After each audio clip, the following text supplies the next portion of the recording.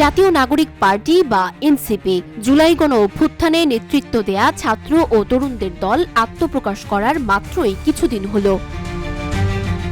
তবে দলটির পথ চলা শুরু থেকেই বিতর্ক ও অভিযোগের কেন্দ্রবিন্দুতে রয়েছে। এনসিপি, যা তৃতীয় ধারার রাজনৈতিক দল হিসেবে বড় আশা জাগিয়েছিল, এখন নানা সমস্যার সম্মুখীন। দলটি গঠন করার পর থেকেই নেতৃত্বের মধ্যে মতবিরোধ, অনভিজ্ঞতা এবং অভ্যন্তরীণ দ্বন্দ্ব জনমনে প্রশ্ন তুলে আসছে। এনসিপির কেন্দ্রীয় মুখ্য সংগঠক হাসনাত আব্দুল্লাহর সাম্প্রতিক একটি ফেসবুক স্ট্যাটাসে ফ্যাসিস্ট আওয়ামী লীগকে রিফাইন্ড আওয়ামী লীগ হিসেবে পুনর্বাসন করার জন্য ক্যান্টনমেন্ট থেকে চাপ দেওয়ার বিষয়ে কিছু চাঞ্চল্যকর তথ্য প্রকাশ করেন। এই স্ট্যাটাস নিয়ে ব্যাপক আলোচনা এবং সমালোচনা শুরু হয়। এর একদিন পর এনসিপির উত্তরাঞ্চলীয় সংগঠক সার্জিস আলমও একই বিষয়ে একটি ফেসবুক পোস্ট করেন। তিনি হাসনাতের মূল বক্তব্যের সঙ্গে একমত হলেও কিছু বিষয়ে দ্বিমত পোষণ করেন।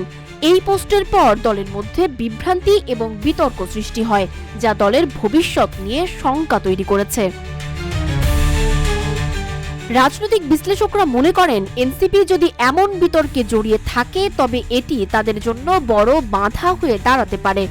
জাহাঙ্গীরনগর বিশ্ববিদ্যালয়ের সাবেক অধ্যাপক দিলারা চৌধুরী বলেন, দলের নেতাদের মধ্যে ঐক্যের অভাব এবং অনভিজ্ঞতা তাদের সামনে বড় সমস্যা সৃষ্টি করতে পারে। তবে নেটিজেনরা বলছেন, এনসিপির কর্মকাণ্ড দেখে তাদের মধ্যে হতাশা বেড়েছে।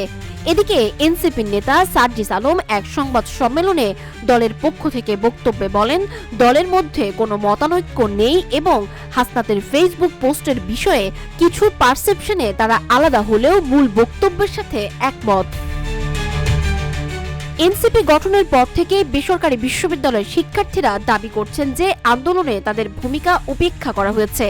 5 আগস্টের পর উপদেষ্টা পরিষদ গঠন কিংবা দলের প্রতিষ্ঠার সময়ে তাদেরকে যথাযথ মূল্যায়ন করা হয়নি বলে অভিযোগ তুলেছেন।